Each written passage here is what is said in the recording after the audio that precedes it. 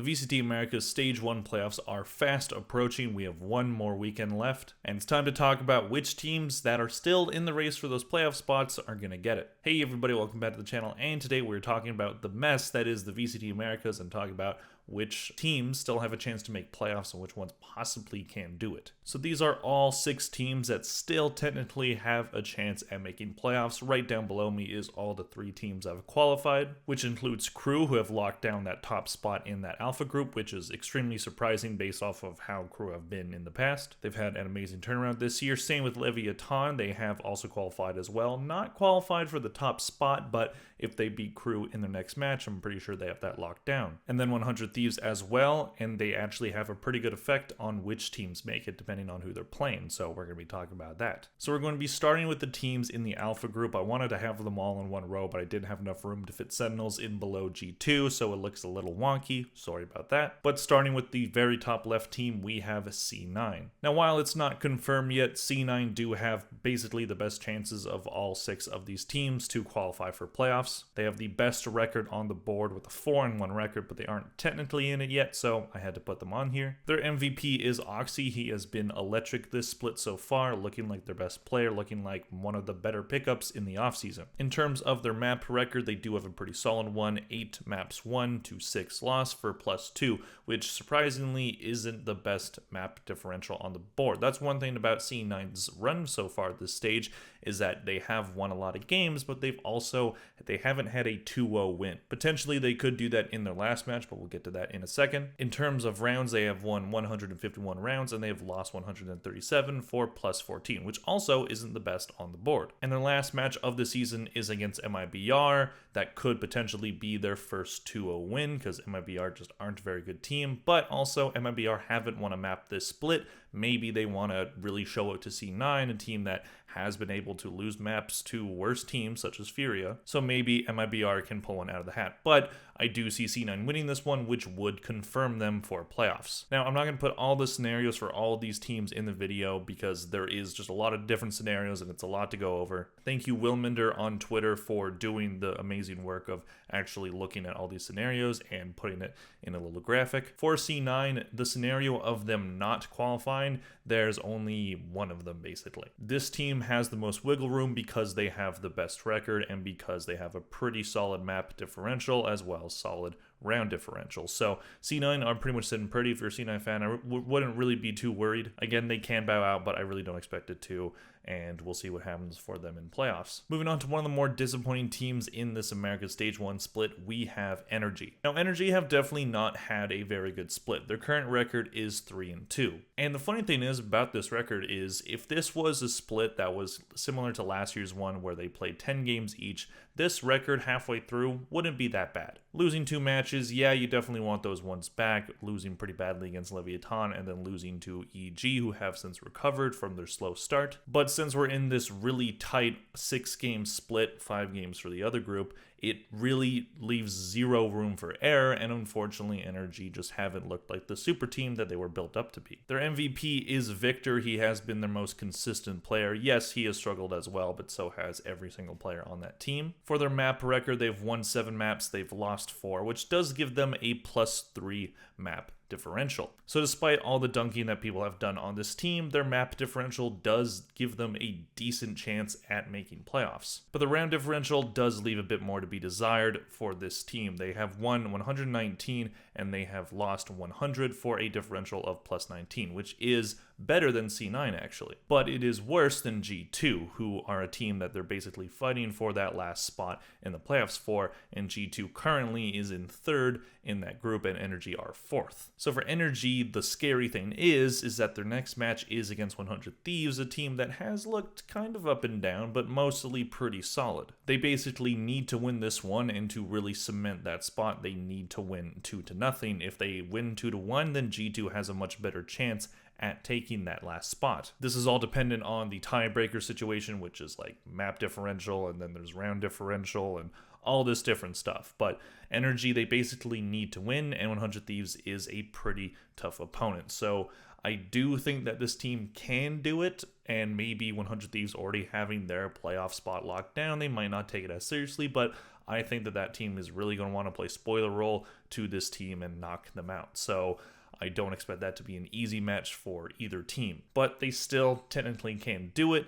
I do still have a little bit of faith left in this team, but it is going to be tough. Mainly because the team that they're chasing right now is in a better spot to make playoffs than they are, and that is G2. G2 have also had a pretty up and down season, but they don't have the same expectations that Energy did going into this year. They were a team that was a tier 2 team that came up through the Ascension program, and now they are here, and they look about where people expected them to be. A good team that won't necessarily upset the big dogs in the league, but a team that can bring a good fight and win some games. For their MVP, I chose Trent. He is one of the more consistent players throughout this split. You can make an argument for others such as Valen or Jonah P, but I do think Trent has been pretty good for them. For my videos on each weekend that I've been doing throughout this split, Trent has shown up the most as the MVP, so he gets the pick here. Their current record is 3-2. They have won their winnable games, but they have lost their losable games to teams such as Leviathan and 100 Thieves. So again, about where you expect a team of this caliber and what they went through last year to be. For their maps, they have the same exact record as Energy. They have won 7 and they have lost 4. +3. For their rounds, they have won more rounds than Energy, 123 rounds to 89 rounds lost for +34, which does seem to be the best on the board. And their last match is against Loud, another team that is on this board. They are fighting for their playoff lives, so that is going to be a very important team for not just G2 and Loud, but Energy as well. Everybody is going to be watching that match closely because that will have huge implications. I do think G2 can do it. Loud have mightily struggled throughout this split. They did finally get their first win against Sentinels, a game that Sentinels desperately needed to win, but there are a fair amount of scenarios with how the last weekend plays out that they do come out with the playoff spot. So G2, again, they're in a pretty good position, but they need to make sure that they win that match and hopefully win it in a 2-0 to basically put their stamp on that playoff spot. Moving on to the last team of the Alpha group, we have Sentinels, a team that has been talked about a lot this split. A team that went through a crazy run through kickoff, a crazy run at Madrid,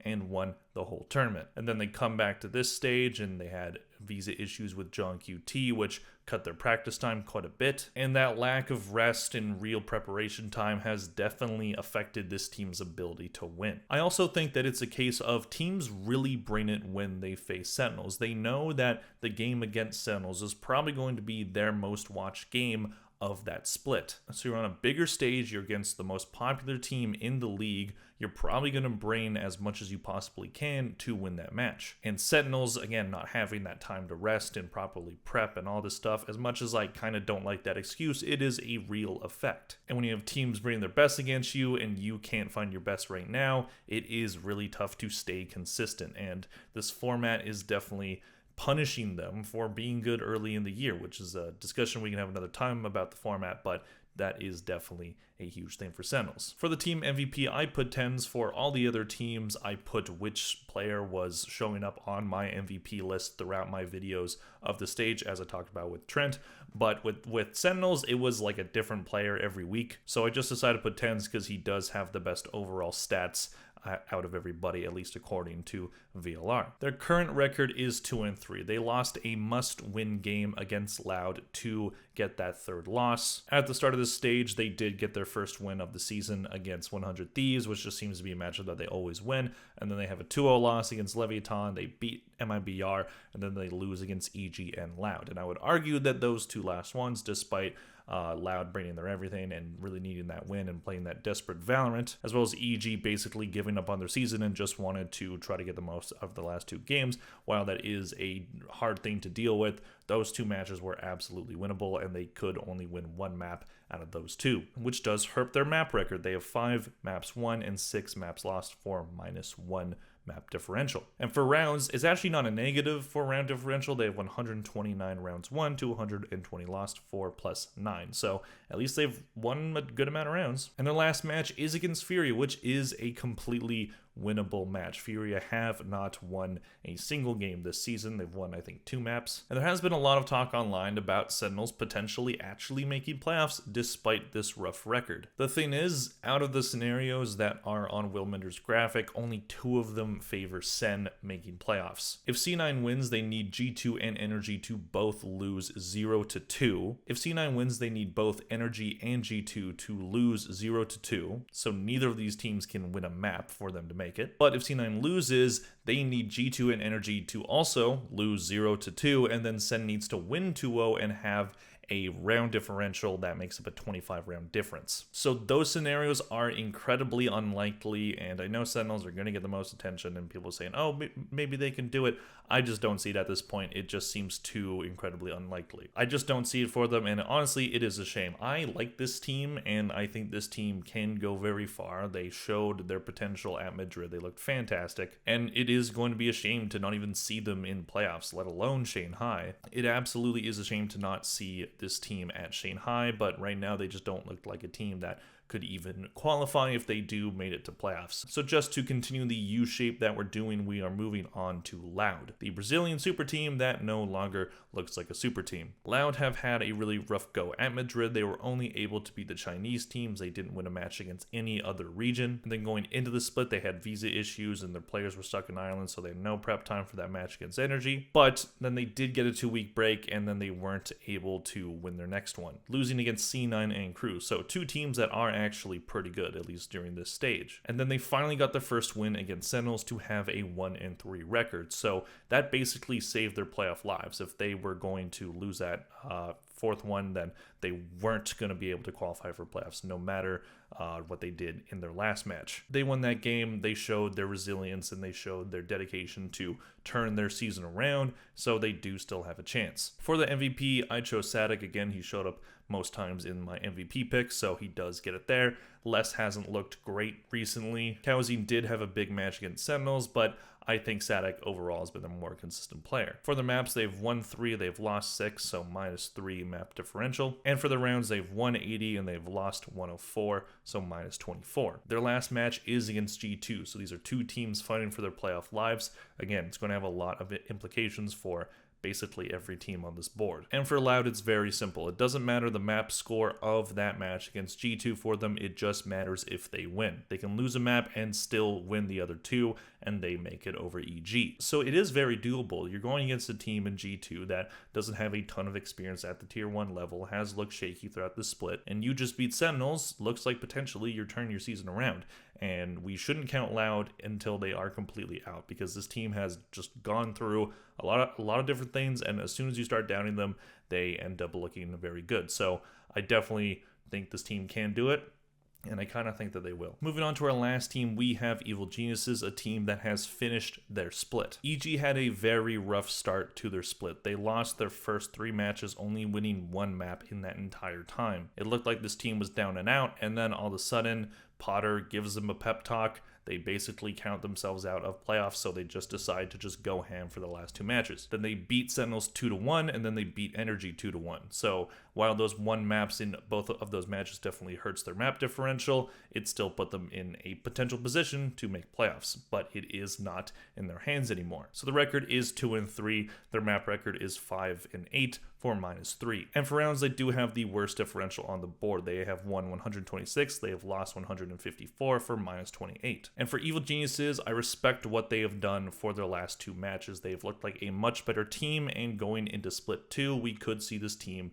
have a huge resurgence. But the fact that their chances are basically in G2's hands, they're definitely going to be cheering for G2 to win that match against Loud. It does seem unlikely. But again, it's as simple as G2 has to win it, Loud have to lose. So again, if they make playoffs, they could maybe have a pretty good run, and we could potentially see EG in Shanghai. That'd be crazy. But were those 2 matches just a flash in the pan trying to prove something at the end of the split, or was it a legitimate showcase of improvement? So we'll see where the season goes for EG. I think it's fine if they don't make playoffs. Again, build on what you've had and go into Split 2 looking really good. They definitely can. So those are all 6 teams that can potentially make playoffs. If I had to choose 2 teams, definitely C9 is one of the 2. They have the best chances to make it. So that's one spot for the Alpha Group. And for the other spot, I kind of think Energy's gonna do it. I only say kind of because I don't know if I see G2 winning against Loud. I know G2 do have scenarios where even if they lose a map, they can still make playoffs if Energy loses, but I do think Energy can potentially pull a win out of their hat.